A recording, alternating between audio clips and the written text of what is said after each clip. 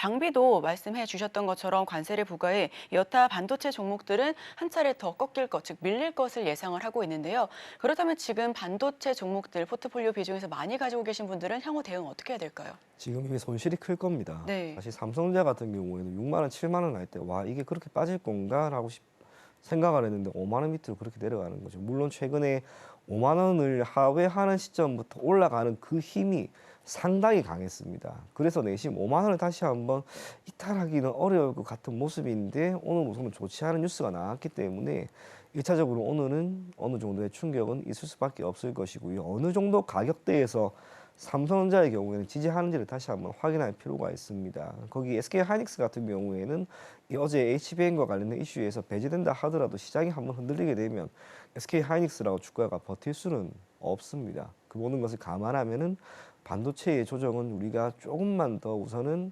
고려를 할 수밖에 없는 상황이기 때문에 반도체 쪽 종목들을 보유하고 계신 분들은 1차적으로는 마음은 아프지만은 보유를 하면서 우선은 시간을 두고 접근할 필요가 있지 않을까 그리 보여지고요.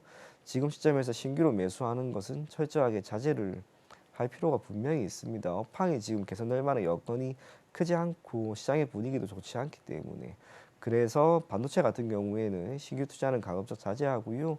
보유를 하고 계신 분들은 호흡을 조금 더 길게 끌고 갈 수밖에 없을 것이다라고 하는 이야기 전해드리도록 하겠습니다. 네, 지금 시장에서 신규 매수는 조금 지양해 주시길 바라겠고요. 관망세를 보이면서 지켜보는 것이 좋겠다라는 판단을 해주셨습니다. 자, 핵심은 역시 관세인 것 같습니다. 블룸버그 통신에 따르면 미국의 대중국 관세가 내년부터 점진적으로 올라갈 것을 예상을 하고 있습니다. 추가적으로 10% 넘게 붙은 건 이미 옛말이죠. 자, 이에 대해서도 구체적으로 설명 부탁드립니다. 생각했던 것보다 미국의 대중국 관세가 조금 더 부과가 될 것 같습니다.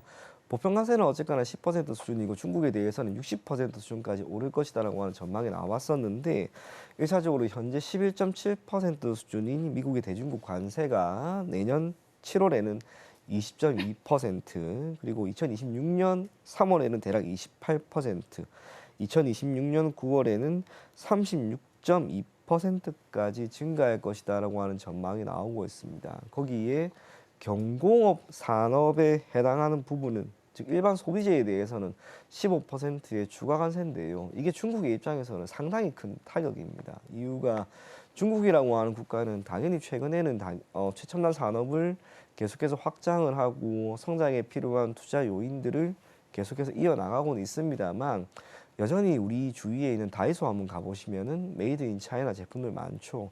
가격이 싸요. 제품 자체는 조금 조악합니다만 중국이 아직까지 탄탄하게 버티고 있는 몇 안 되는 산업 중에 하나는 분명 경공업입니다.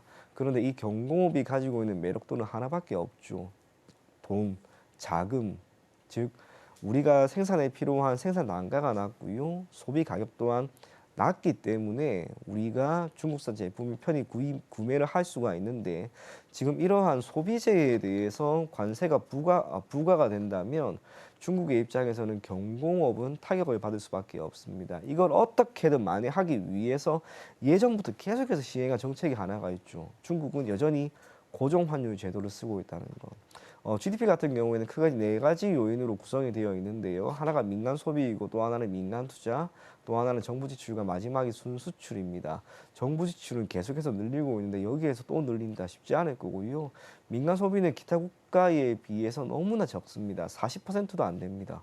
40%도 안 되는 민간 소비를 보이는 국가가 민간 투자를 할 만한 요인은 없죠. 남아있는 것은 순수출을 기반으로 GDP를 어떻게든 버텨내야 하는데 지금 이 부분까지 훼손이 되면 중국의 GDP는 당연히 타격을 받을 수밖에 없다는 거. 거기에 이후 자본재와 중간재, 부품 정도라고 생각하시면 좋을 것 같습니다. 현재 25% 수준인 이 관세가 이제는 75%까지 끌어올려진다면 사실상 완제품을 제외한 소비재, 자본재, 부품재 여기에서는 모두 타격을 받을 수밖에 없습니다. 그런 면에서 중국이라고 하는 국가는 아마도 트럼프 2기 집권 시기에는 이 수출이라고 하는 것을 어떻게든 줄여나가고 내수를 확장시키기 위한 그런 노선을 보일 수밖에 없을 겁니다. 물론 이 시기가 상당히 오래 걸릴 거예요.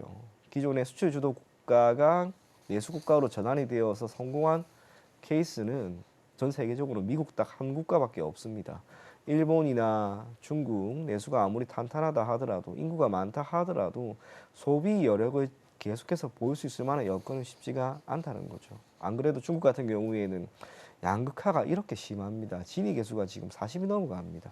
예전 높게 나왔을 때는 0.61까지도 나왔던 그런 국가가 사실상 민간 소비의 중심이 될 중산층을 탄탄하게 만드는 것은 쉽지 않을 것이다라고 하는 것. 그런 면에서 당분간 중국의 경제 성장이라고 하는 부분은 정부 지출에 의해서 구성이 될 것이나 정부 지출은 결국 제한적인 요인이다라고 하는 점에서 경제 성장률은 조금 더 하향 조정되지 않을까 그리 보여집니다. 네, 중국과 관련해서 이야기를 나눠봤는데요. 여기에 더해서도 전문가님들마다 중국을 바라보는 시각이 좀 많이 다른 것 같습니다. 어떤 전문가님께서는 내년도에도 업황이 그렇게 크게 달라지지 않을 것이다라고 말씀하시는 분도 계시고요.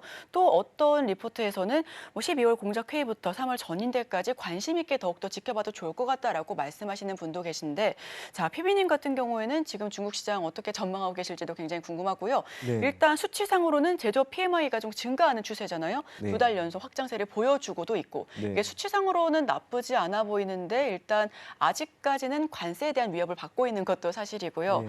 또 추가적으로 말씀을 드려보자면 위안화 평가 절하로 대응하겠다라고도 엄포를 놨기 때문에 네. 자, 여기에 대해서 중국은 어떻게 좀 보여질까요?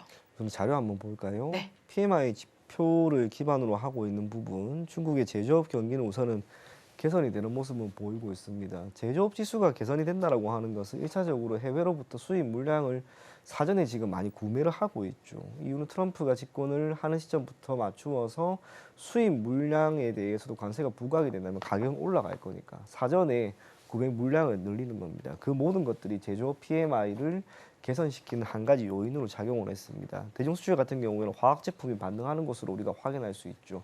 화학이라고 하는 것은 결국에는 석유 화학인데요. 우리나라가 앞서 이야기한 중국의 경공업 그 다음에 있는 게 중공업입니다. 중공업의 핵심적인 제품은 바로 저 석유 화학이죠. 중국이라고 하는 국가는 1차적으로 이 석유 화학을 기반으로 하고 있는 공장이 팽팽팽팽 돌아가기 때문에 제조업 지수가 좋게 나오고 있습니다만 이 흐름도 결국 딱 하나 수출로 기결이 되어야 됩니다만 관세가 부과하게 된다면 이것 또한 꺾일 가능성이 있습니다. 그리고 이 상황 자체를 어떻게든 이겨내고 만회하기 위해서 중국 정부가 위안화에 대한 가치를 떨어뜨리는 거죠. 사실상 시장 논리에 따라서 화폐 가치는 결정이 되어야 하는데 중국의 외환 시장은 아직까지는 폐쇄적입니다. 정부 차원에서 위안화에 대한 고시를 하고 있죠. 사실상 우리나라나 일본, 미국은 결코 그러지 않는 시장, 그 시장이 중국의 지금 외환 시장인데요. 외환 시장이 완전히 개방이 된다는 가정 아래 위안화의 가치는 폭등할 겁니다. 위안화의 가치가 폭등하면 경공업 모조리 다 죽을 겁니다. 그런 면에서 어떻게든 지금 상황을 만회하기 위한 조치일 뿐이고 지난 트럼프 1기 때도 그런 모습을 보였습니다. 아마 2기에도 그게 달라지지는 않을 것이다라고 하는 것을 감안한다면 당분간 이런 보수적인 태도는 중국의 입장에서는 계속해서 이어질 것이다라고 생각을 할 수밖에 없을 것 같고요. 이것이 중국 경제에 크게 도움이 될 만한 변수는 아닙니다. 앞서 이야기한 것처럼 중국이라고 하는 국가는 지금 민간 소비나 민간 투자가 아니라 정부 차원에서의 지출을 기반으로 성장을 하고 그 외에 순수출인데 순수출이 지금 원활하게 이루어질 수밖에 없는 이루어지지 못하는 상황에 놓인다면 필연적으로 정부 지출을 기반으로 성장을 할 수밖에 없습니다. 이건 제한적입니다. 중국을 기반으로 하고 있는 국가, 중국에 대한 수출 물량을 늘리는 국가, 타격은 클 수밖에 없다는 것. 그걸 감안을 한다면 우리가 중국 증시가 최근 들어서 아무리 올라간다 하더라도 여기에 대해서 계속 긍정적인 시각으로 접근하기에는 꽤나 어렵다. 그렇게 이야기 전해드리도록 하겠습니다. 지금 바로 구독을 눌러보세요. 실시간 경제 뉴스, 투자 전문가들의 다양한 시황과 정확한 분석, 또 알찬 투자 정보까지 신뢰할 수 있는 저희 서울경제TV와 함께하세요.